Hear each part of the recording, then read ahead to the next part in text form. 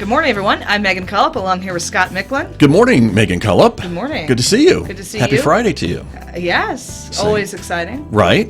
Very exciting. Yes. To be back together again. Another Solutions from the Street this week, right? That's right. A special Solutions from the Street, It's I might very add. special Solutions from the Street. Yeah. Right, exactly. When we talk about a problem, and then we identify a local solution That's right. to that problem. So help us figure out what the problem is. Well, the problem is, and we're all aware of the Ukrainian crisis that's still ongoing. It might have lost some steam in the news cycle, but it's still very, very present for us. Right. And like 6 months in. 6 months into this, and so there are a number of displaced persons out Right. there.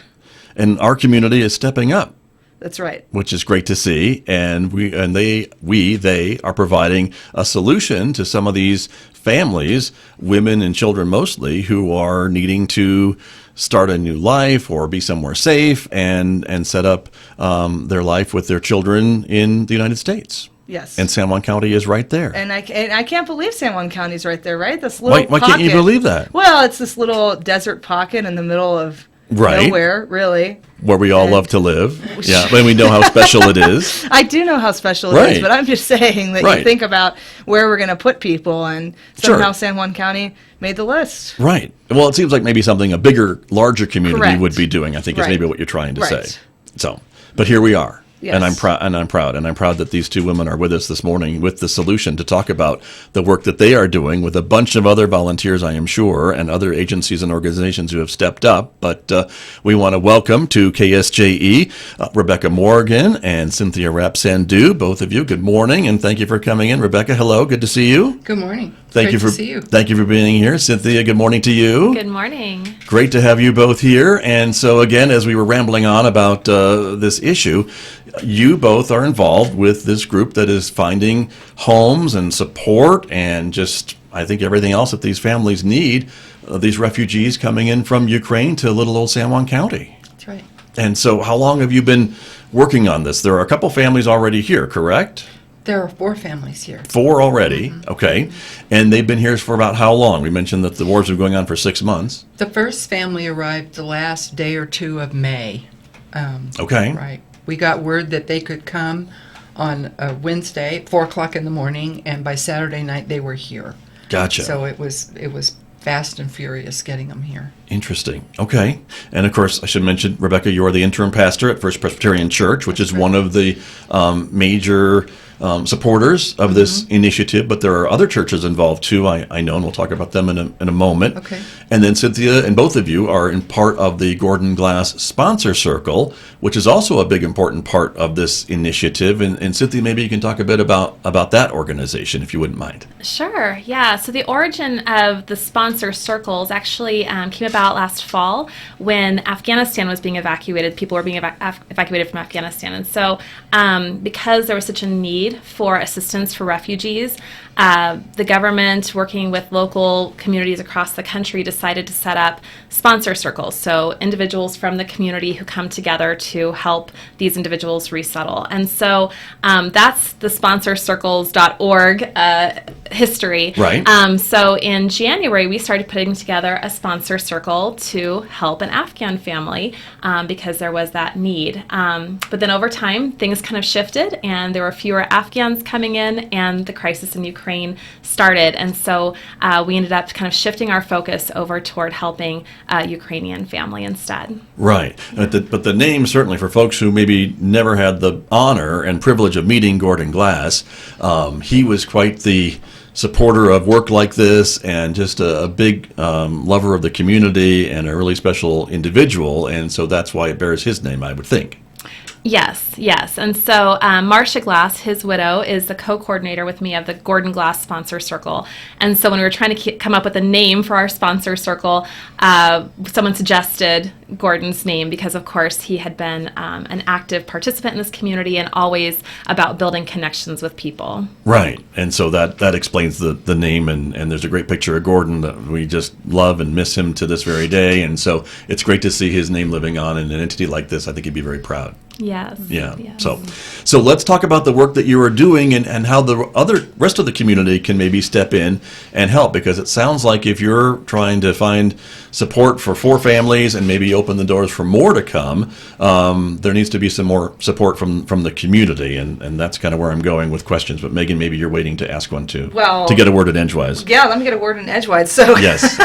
No, This is what happens every week. Every She's single so week, patient this with is me. what happens. But no, I mean, my question is, this is a coordinated effort. So FPC is one spoke in a larger wheel. And by FPC, I mean First Presbyterian Church.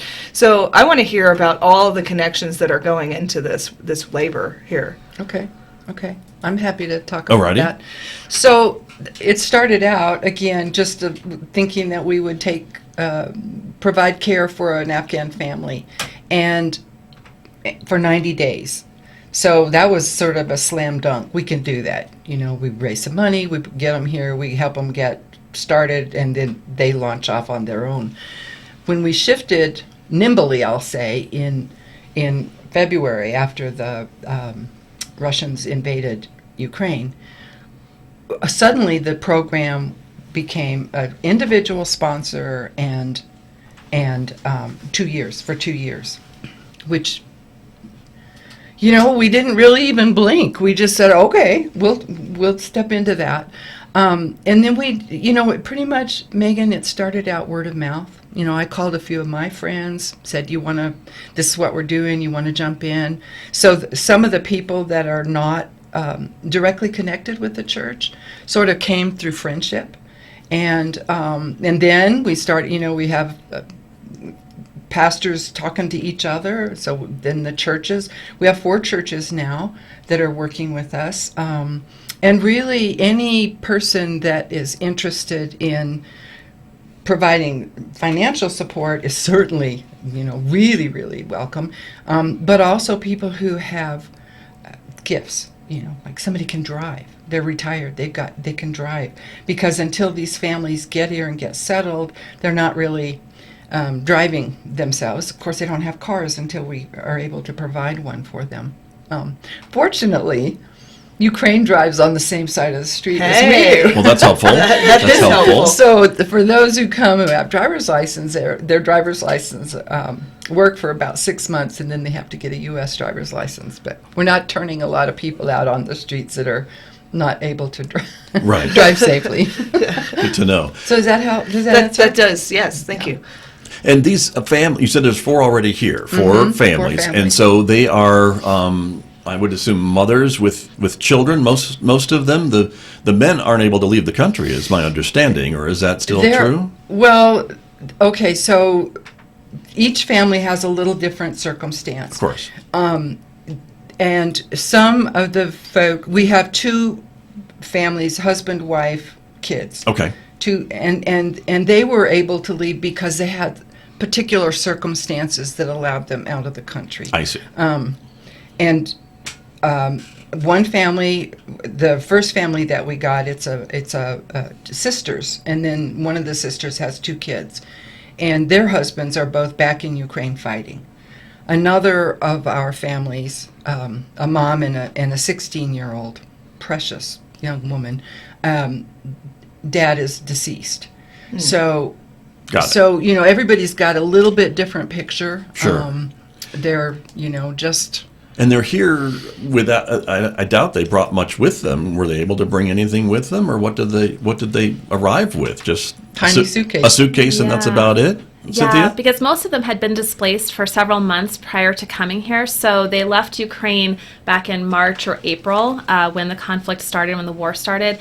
And so they had to just take whatever they could at that time when they evacuated. And so, a couple of the families were in Spain for 2 to 3 months. One family was in Poland. Another family was in Romania. So they, evacuated to other parts of Europe, but those were very limited time situations. They aren't permitted to stay, they aren't permitted to work in a lot of cases in European countries. And so this gives them the opportunity to have not only a safe haven, a safe place to go, but also they do have access to all of the refugee benefits for newcomers. And so they can get health care and apply for work authorization and that kind of thing. So our job really is to help them resettle, that we are helping them for a few months while they get up on their feet, and then that they will be able to make a life for themselves here for as long as they are here.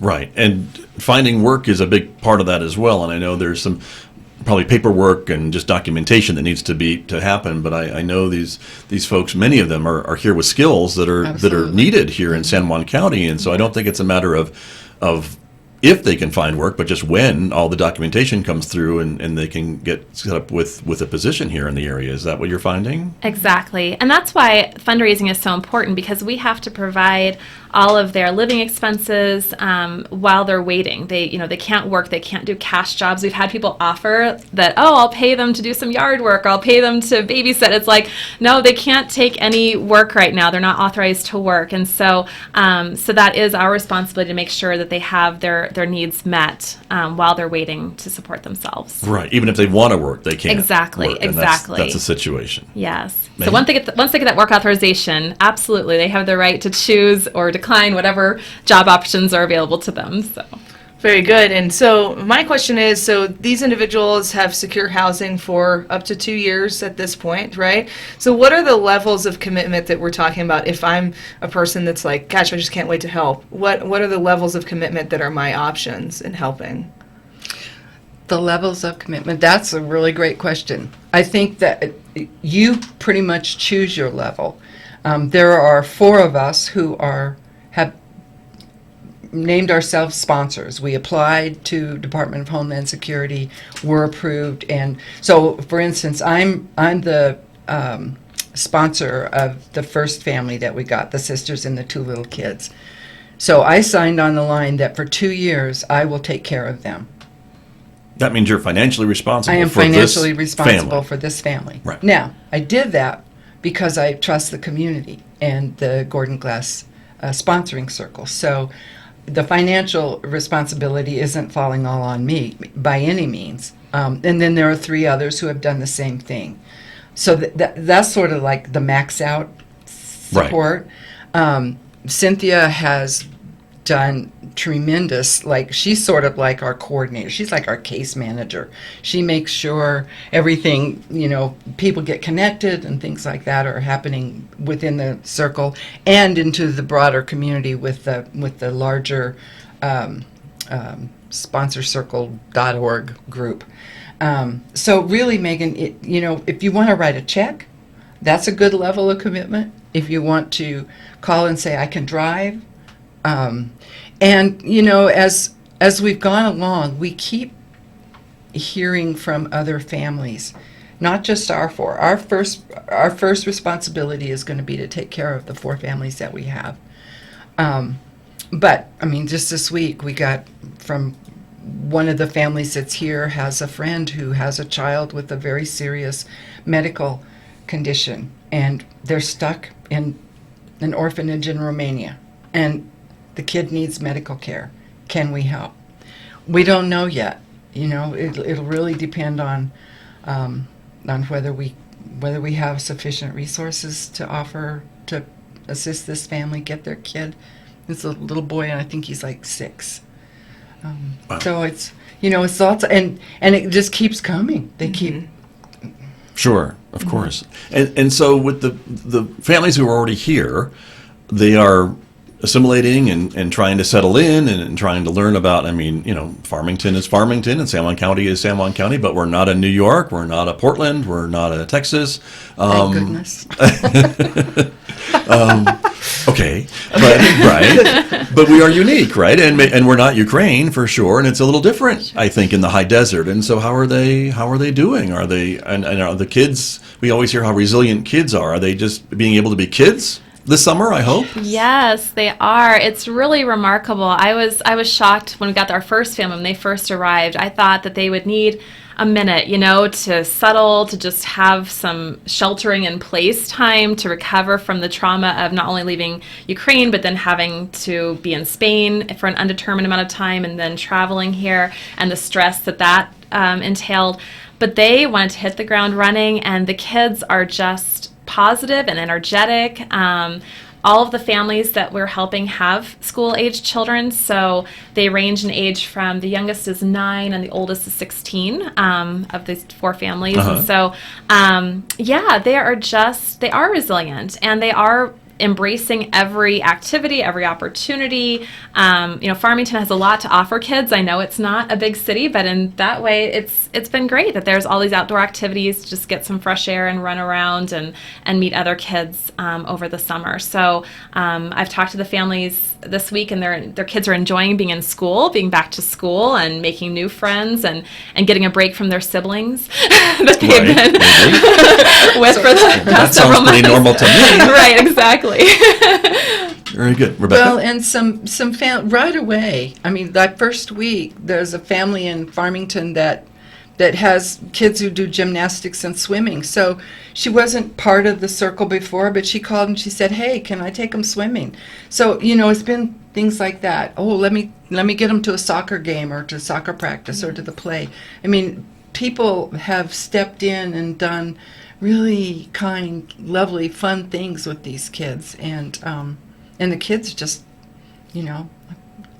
they just blossom.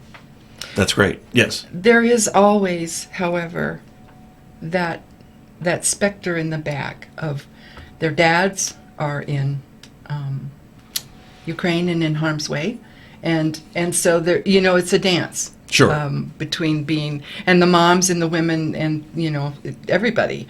There's that little tug of the seriousness of what's happening at home, Right. and just the relief and the joy to be safe and having kind of a normal childhood now. Sure. Experience anyway. Right. Well, I guess if they can take their minds off that for a moment, It's that would be good, even for the adults Yes. who are in this situation.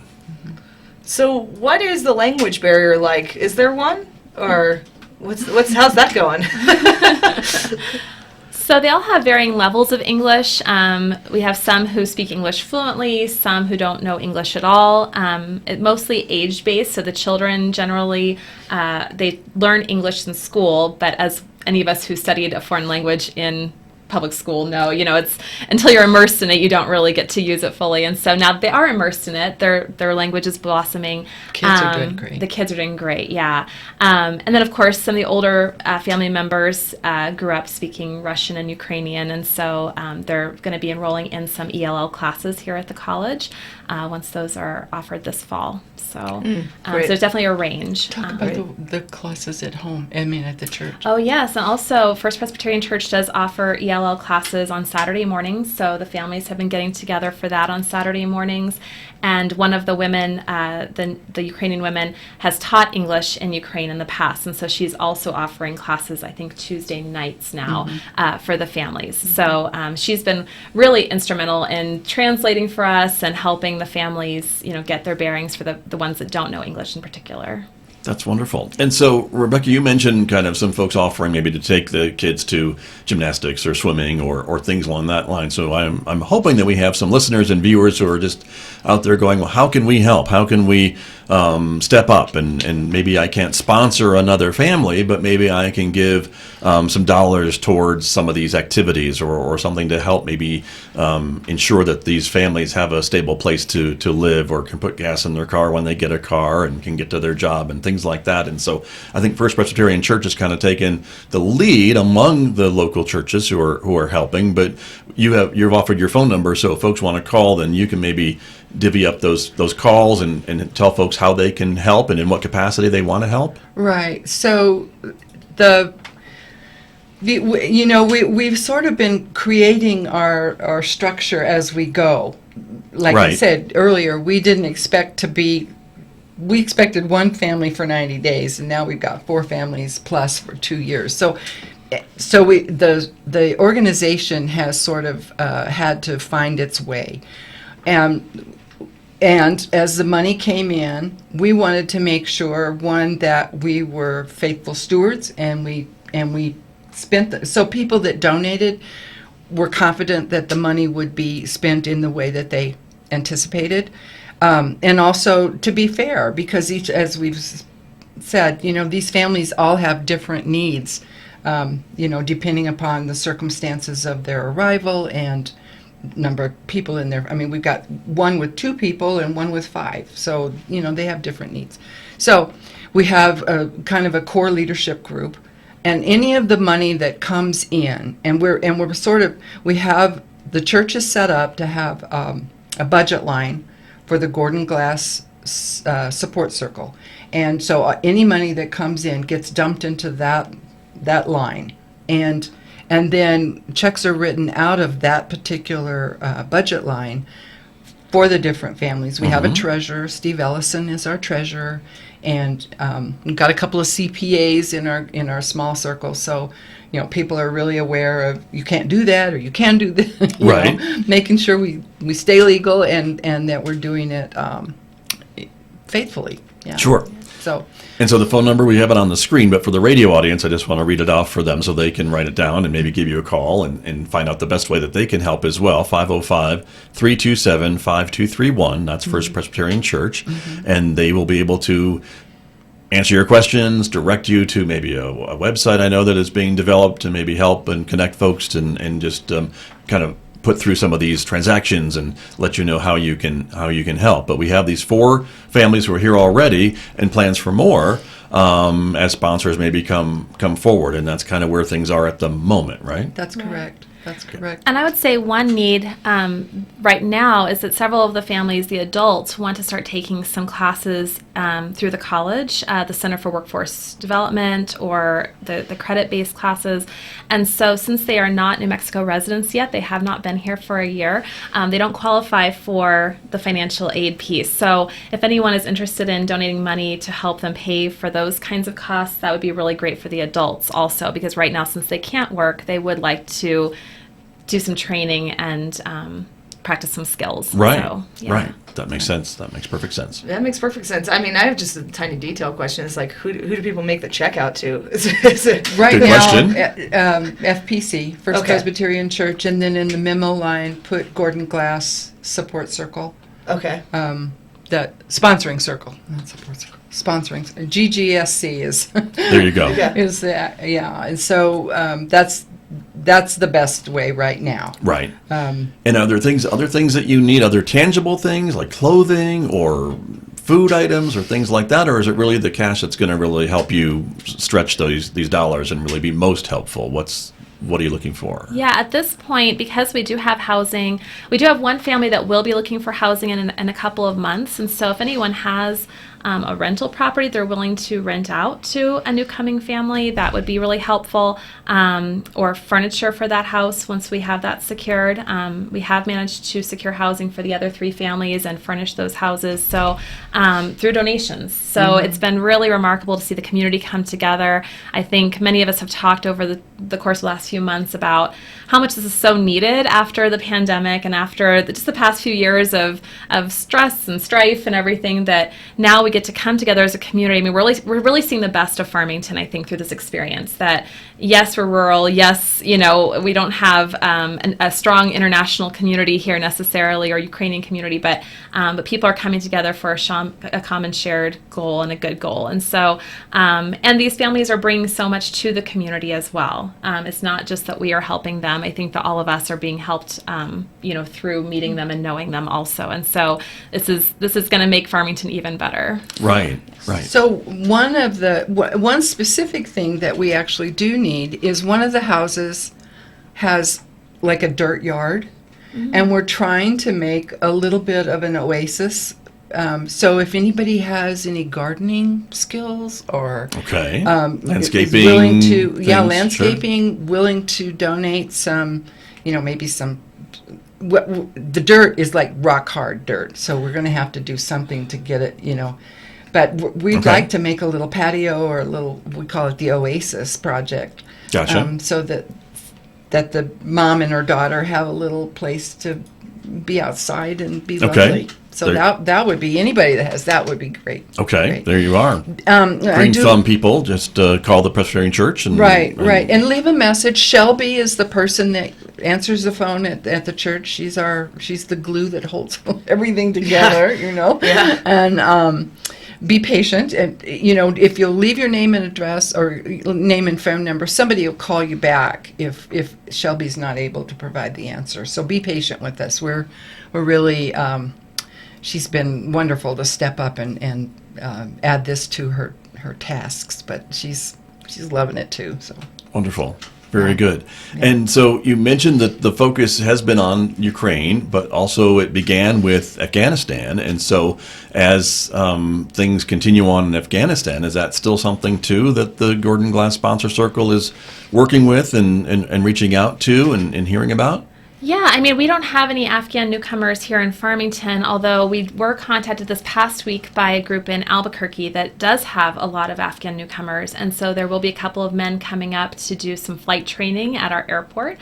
They were in the Air Force before, and so now they're going to be doing some commercial flight training. And so we will be using some of our funds and some of our community contacts to help them as well. So, I don't think there are any more being resettled at this point, is what I'm hearing, is that all of the people who got out last year have now been resettled elsewhere, which is wonderful that they've found a place, hopefully, that they can now call home.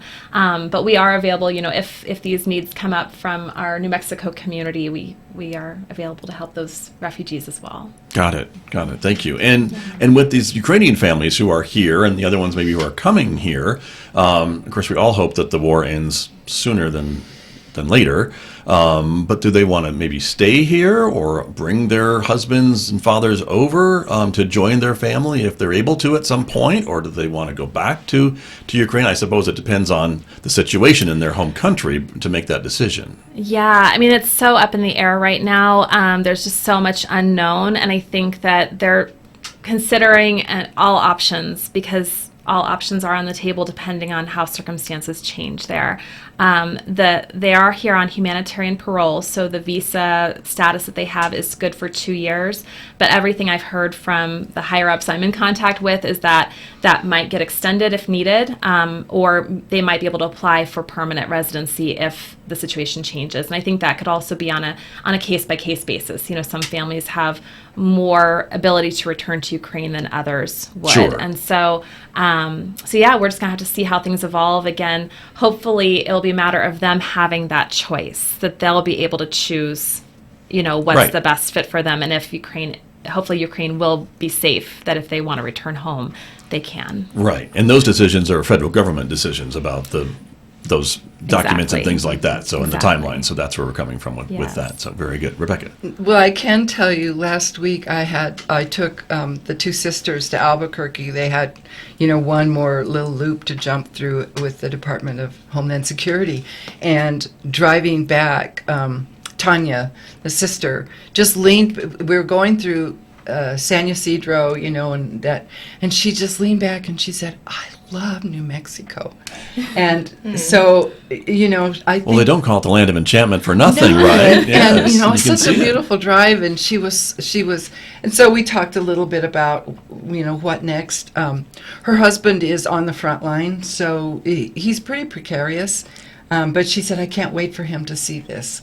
So, yeah, whether that will be an option for them is yet to be revealed. We don't know. Sure, but who knows? But at least, and maybe, for the men who are there fighting, knowing their family is safe and their children are happy, Huge. big deal, right? Huge. Yeah, we got them almost as soon as we got them a little food. We got them internet access, so they are. I mean, Yuri, the husband on the line, isn't available to talk or with a video. Sure. But Katya, the other sister, has. They have FaceTime or Messenger or whatever. Video chat, something, right? Yeah. Mhm. And so almost every day they talk with their loved ones there, and that helps. And the husbands are just so happy that their wives and the kids are safe, Right, and not just safe, they're beloved here. right. That's That's important. Yeah. Yeah, very much so.